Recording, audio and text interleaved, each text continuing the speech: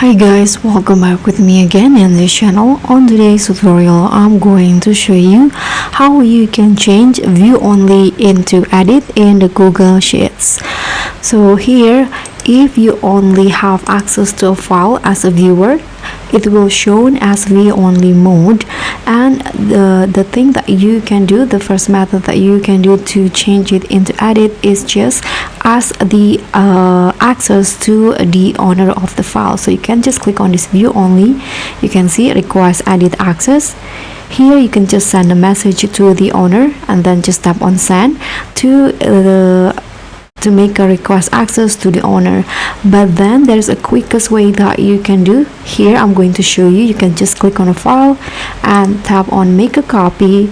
You can see copy of this file. You can just click on make a copy again, and then this copy version of the file, this view only file, will be open.